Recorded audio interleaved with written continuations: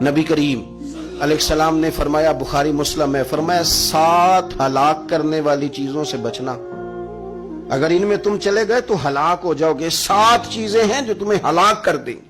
یا رسول اللہ صلی اللہ علیہ وسلم وہ کون کون سی؟ تو حضور نے فرمایا اللہ کے ساتھ شریک نہ کرنا، ہلاک ہو جاؤ گے۔ دوسرا نبی پاک صلی اللہ علیہ وسلم نے فرمایا جادو نہ کرنا، ہلاک ہو جاؤ گے، ہلاک۔ اور یار جسے حضور فرما رہے ہیں ہلاک ہو جائے وہ بچے گا؟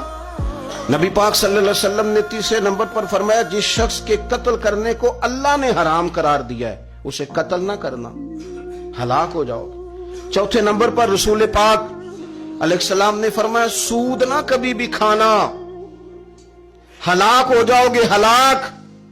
بڑی بڑی دلیلیں دی بینک والوں نے، بڑا سمجھایا تو حاجی صاحب مان گئے، محترم مان گئے، کہنے لگے نہیں جی نہیں وہ کاروبار میں لگاتے ہیں۔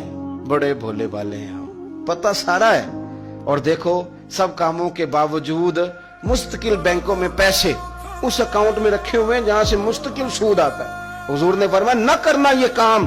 تو کہتے میں سود پہ پیسے لے کے کاروبار چمکاؤں گا، تیرے نبی پاک نے تو فرمایا تو ہلاک ہو جائے گا۔ تو کہتا میں میل لگاؤں گا، حضور نے تو فرمایا ہلاکت ہے۔ تو کہتا میں بڑا کچھ کر جاؤں گا تو ہلاکت ہے۔ اچھی طرح سمجھ لیں، اصل مال بھی ضائع ہو جاتا ہے اس بندے کا جو سود کا مال ملا لیتا ہے، اصل برکت بھی اڑ جاتی۔ اور میرے نبی پاک صلی اللہ علیہ وسلم نے 5ویں نمبر پہ فرمایا یتیم کا مال نہ کھانا، ہلاک ہو جاؤ گے۔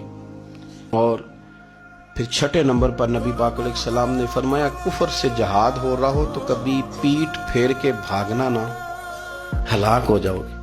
اور 7ویں نمبر پر اللہ کے رسول نے فرمایا بے قصور اور بے گناہ عورت پر تہمت نہ لگانا، بلا وجہ بہو کے کھاتے نہ کچھ ڈال دے۔